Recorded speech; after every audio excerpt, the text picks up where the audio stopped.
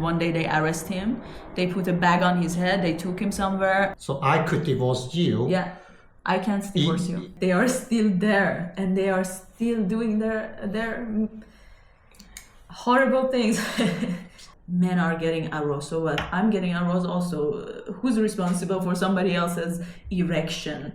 Hey guys, so last week I made a post about finding an Iranian girl to have an interview, and I got a lot of hate comments from some men, but I did get some response from a girl from Iran. She's been here for some year, I believe, because she had a kid and she got married to a Polish guy. She invited me to her home. Right now I'm literally walking to her home, and let's see what happens. Hello. Hey, come in. Nice to meet you. Yeah, we didn't go to Iran for 2 years. Really soon? Of course. Okay. Very soon. Today another commander was dead, luckily. We're just gonna eliminate all of them. We are not going to talk about politics. No. How long you been in Poland? 4 years and 10 months, I think. Since I was 16, I didn't live all the time in Iran. I went to India to learn yoga, but my teacher there, he was like, you have to go back to Iran and teach Iranians. My aim was like all the time to get better in yoga and just go back to Iran, and that's what I did. Like I went back to Iran and I had an amazing life. I don't want to go anywhere to be honest. My base was in Iran. I just loved it. I didn't want to change it. I didn't want to move out. I never thought like I'm gonna leave Iran. At 32, I moved here. The sanctions and the prices, all of a sudden it was so high. Imagine like you have amazing resources and everything, but you don't take care of them, and you don't care because you have another aim, which is our government. They have their own agenda.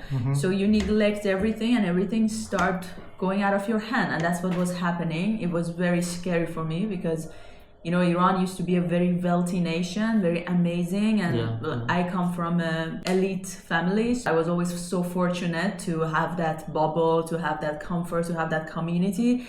And then all of a sudden, the gap between me and the rest of the town was so big that it was scary. Like, also I was becoming to this realization that if I stay under a law that I do not agree with, if I stay there, pay taxes, make money, I'm saying yes to it.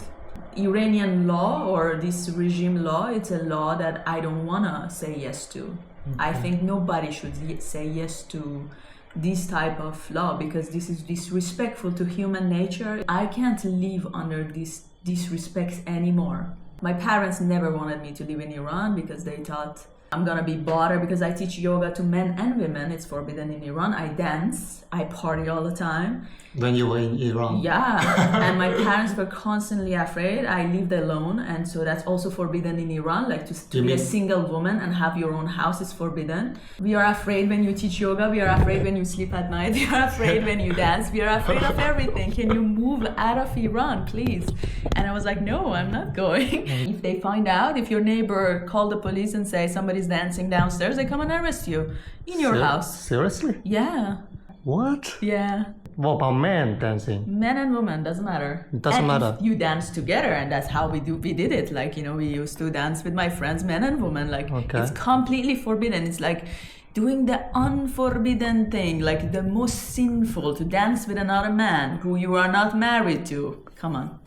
It's Islamic law. And the way I teach yoga, it's like dance yoga. So like men and women in my sport bra doing yoga. If they could come and arrest us and hang us. And that's why my parents were always worried. Like my lifestyle did not match the government. Is it always like this, or it just in some period? Since the revolution of Islamic Revolution in 1979, 10 years before I was born, it was the most horrible time. They are very much in control. It's very scary to live in Iran, to be honest. They know everything you do. They have the biggest CIA. They know literally what you're doing in your house. But I was always telling my dad, like, since I am not so big, so I don't teach to 5,000 people, it's okay.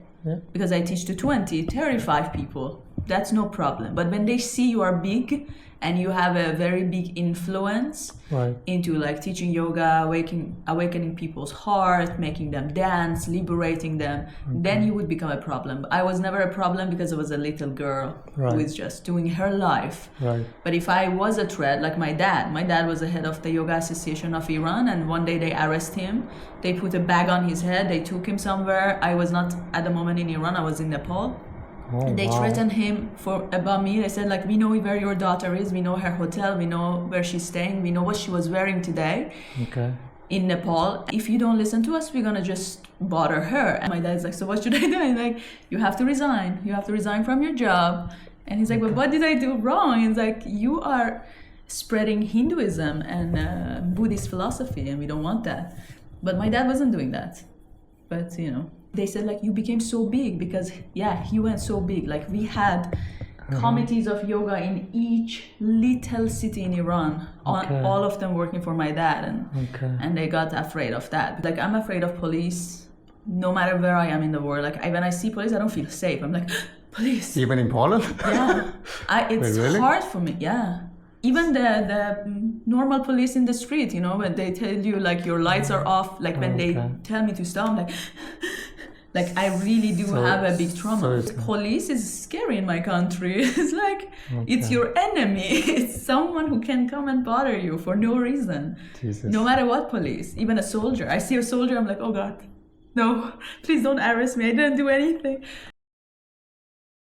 They are not police, but there are these forces made with people. They wear normal clothes. You never know they are police. They're Okay. undercover. And they really are harsh. So they come and they touch you, they push you, they kick you. I just get scared because they were always there and always trying to bother people who not wearing their Hijab. headscarf properly, and I was never wearing it because You never wear those hijabs? no, I don't believe in it. It was always around my neck because it's very scary. So when you see them, you just put you it ju- on and like, okay, oh, okay, I'm so I sorry, gotcha. just you know, you just Yeah, yeah. pretend. In the beginning of my youth, I was fighting. I was like, I'm never gonna wear it. But then I got bothered. I was like, no, next time when I see them, I'm just gonna put it on and say sorry. I just go Just like, because it's more trouble than doing any influence on them. Like, and I'm not gonna gain my right with just one person not wearing her hijab. Yeah, It's like yeah. not gonna do anything. So, but yeah, I have a lot of scary moments in Tehran, in all the cities in Iran. But the good thing is, there's always a kind group of people nearby to save you from these police or from these random people who are working with the police in the normal clothes.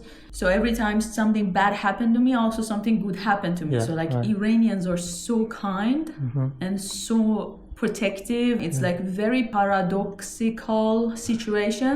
We really have a homeland. Like Iran really feels like home. Not only to me. If you go to Iran, you will also feel it. My husband came to Iran. He never wanted to come back. He wanted to stay there. It feels great. When it's good, it's too good. When it's bad, it's too bad. And like you can't decide. You love it or you hate it.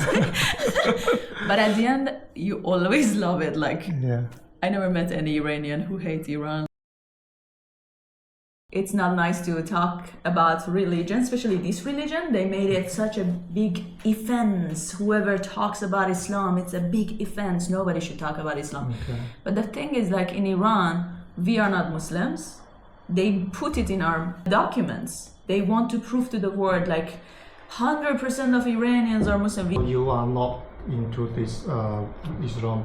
No, not my mom, not my dad, not my grandfather, not my grandmother, nobody. Like before 1979, for us, like New Yorkers, Islam was just there, you know, and like we respect it because it was such a big offense to not to talk about Islam, but nobody was practicing. Nobody considered themselves Muslims. It was always there. There were a lot of Muslims in Iran because they just came from other countries, and we gave them home. They made their shrines. They made their religious spaces. We allowed them, like rest of the world. We were unaware of what is Islam. And then 1979, socialist revolution was happening in Iran because there were a lot of leftists. They wanted socialism. The revolution got hijacked by Islamists the moment they got power. It's like hijab is mandatory. Women get half of a man on everything, but I get half of whatever you get.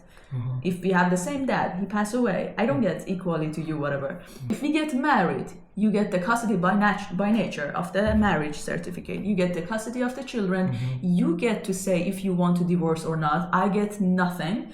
I cannot even divorce you if you don't want. Even you will not Yeah. agree, I can still divorce you. But you cannot divorce No. me if I say no. No. Basically, women have no right in Iran. We cannot sing, we cannot dance, we cannot be in parliament or be a lawyer or nothing, like nothing. Also other religions, because even at the moment there are Christians, there are Jews, they are very wealthy, they are powerful people. They cannot teach in universities. They cannot go to the university and study. They cannot become a lawyer. They basically cannot have any official jobs. They cannot even work in a bank. They can only own a restaurant or a hotel. Business. They have to have their own businesses. And they just put in your certificate, you're a Muslim. Nobody accepted Islam. But if you say you didn't accept your Islam, they hang you. So when they ask you, you say, yes, I'm Muslim. My grandfather is a Muslim. My father is a... Sure, yeah, I am, yeah. The moment you say, no, I'm not, they just arrest you. So if your parents are Muslim and you're born, you are Muslim. If your parents are Buddhist, you're born. Perhaps you're a Buddhist, I don't know. China has no religion. So smart. My whole nation is burning because of the ignorance of Islam, and not good. You personally are not religious, or? No, most of Iranians. I would say 70% of Iranians, they are not religious. Okay. 30% are religious, maybe even 10%. I don't have the exact number, but this 30% or 20% or 10%, they have all the guns. Okay. They took all the power from us, so they basically own all the natural resources. They are running the business. They own oil companies. They own everything. We, nothing. They're just, unfortunately, savages. Whatever they believe in, it looks like a satanic cult to me.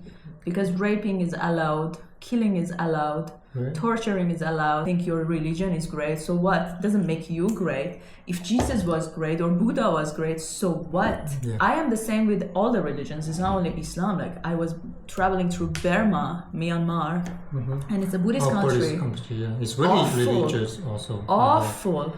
Like, I was like, who are you? You have the same Islamic regime as we do, just Buddhist. Same cruelty and same terror was happening there. People in poverty, these mullahs, these Buddhist mullahs are so rich and fat and living in castles made of gold. They don't work, they don't do anything. What is the use of you in the society? You just sit there and you pray, so what?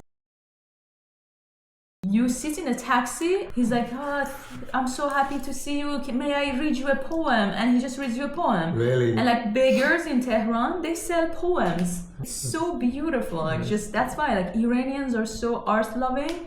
This is why I think no religion can really go inside them, because when you're so much into art, your mind is open. There is no way that you may try to obey, but you can't. You're an artist by nature. The whole country is like full of ancient paintings and ancient architecture, which is like piece of arts, like all around Iran. A lot of Iranian people, they are not religious, but the government is making the country religious.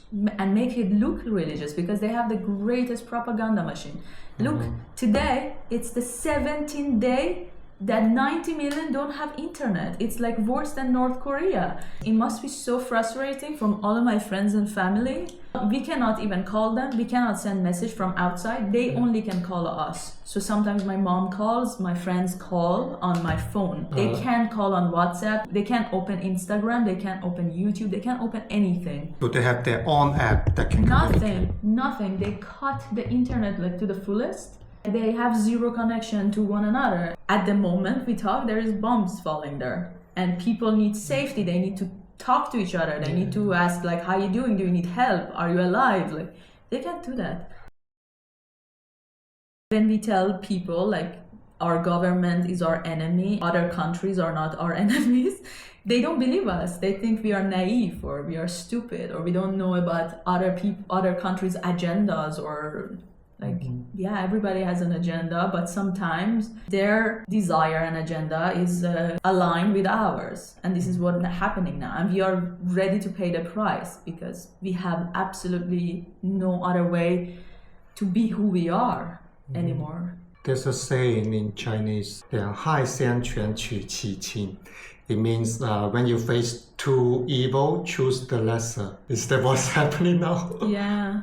If I want to tell you, you can cut this off, but if I want to tell you my honest opinion, like the moment that Israel started like the war, everybody may hate on him, but for me, they are Batman. Like I'm like, Batman is coming to save us. I have many Israeli friends. Okay. I think the only nation who can understand us fully is Israelis. It's not about the religion. We don't like Judaism. No, we don't. We do not. I don't care what they believe in. I never talk about their religion with them. I don't like it. I don't like their beliefs, to be honest. I don't like what they practice. I do not agree with most of the things that they believe in. I'm like, but this is so restricted. I hate restriction. I can't breathe when you talk about your religion. Please don't talk about your religion with me. Yeah. But like to talk about anything else, they are very smart people, very amazing people. Me as an Iranian, I am so grateful for this help because without this help, we would be in this darkness for another 400 years, maybe more. Who knows? It's already 1,300 years of this darkness upon us, and 50 years to the fullest, to the maximum of this darkness. Like we couldn't take it anymore. I know that most of the nation, including me, we were going to do suicide, like together suicide. Like we were all going to kill ourselves. We're like, if this regime is not gonna go, I don't want to leave. Not only me, like so many people killed themselves last year because they were waiting for Israel to attack, and they were not attacking. They couldn't wait anymore. It's horrible to live under this terrorist regime, and even outside of this horrible regime, because you know, like they are still there and they are still doing their horrible things. It's like, I don't want to get to the horrible parts they do in this world, but they are the most horrible people on planet Earth. Like imagine a group of rapist killers get together and have a lot of power. Imagine Ted Bundy ruled the world, and that's what they are. Thank you. It's a very breaking situation in this. You live in Iran and you know how amazing this country, this culture, way of thinking, this attitude that you can look upon life, it's so vast and so beautiful. And somebody constantly hates on it, somebody so powerful. We used to feel so helpless before this rescue mission. And now at least there is a glimpse of hope. Like, okay, they are weak now, we can get rid of them, finally. And we will. And we will show the world what Iran is. Luckily, throughout this 1,300 of invasion of Islam, because they really hate Iran. Muslims, they hate civilization. 1,300 years, they tried to silence us. It was forbidden to speak Persian for 200 years. We were supposed to talk only in Arabic. They changed our alphabet, but we still talk in Persian today. They couldn't take it out of us. They made our scientists write their books in Arabic. Now they say golden Islamic era. But golden Islamic era, whatever scientists was, there were Persians forced to write in Arabic. What golden Islamic era? It was golden Persian era. All the mosque, we built the mosque because they had no architects. They made Kaaba, the building, which is like this. It's like, okay, we accept it, whatever. Of course, there's good and bad people in each society, in each nation, in each religion, but to have at least decent base to be who you are, and a good law to govern all. If somebody does something horrible, there must be a law that he must be answering to. We don't have that in Iran. People do all sort of horrible things and it's according to the law. Now people say like, America or Israel violated international law, we had nobody to go to tell about the crimes that we are enduring, that is happening to us. Now the international law is broken. It is broken already. It is already broken for 50 years. To send terror all around the region, to send terror upon your own people. Nobody, no system is there to hold you accountable for that. They marry 6-year-olds, 8-year-olds. It's totally according to the law, and you see it. You can't save those girls. You can't do anything. My parents had NGOs trying to help prostitutes or people with the lower income that they are willing to sell their children. How many families can you save and tell them, no, this is wrong, you shouldn't do this, your child is yours, you have to take care of him until 18. If you can't, you give it to the foster care, you give it to the system. Of course, system is also corrupted. They steal the babies and they sell them to other countries. But how many people can you save? There's like 80 million people in Iran. I used to travel a lot in Iran. I taught yoga in most of the cities in Iran. For me, it was so heartbreaking. Most of the villages in Iran, they don't have schools. They have mosques, 5 mosques, big gold making mosques. My friends are very, very wealthy in Iran. They're always talking like, how can we help? How can we make something? You can't. The government don't let you. It's like we try to get permission to build a school. It has to be a religious school. Otherwise, they don't give you permission to build a school anywhere. Basic human rights, basic. We don't care about Islamic rules. I mean, I care because for me, it's a disrespect to somebody tell me cover your hair because men are getting aroused. So what? I'm getting aroused also. Who's responsible for somebody else's erection? Like nobody else is he's responsible for his own reaction. I can get erected to looking at the sky. Who knows? Like the sky is not the limit. What are you guys talking about? It's like so funny to me. We were trying to like put up with these laws. Like, okay, we cover our hair. Just give some childcare, some education. Like, let's do something here in this country. No, it's not possible. You have to go through many layers. You have to prove you're a good Muslim.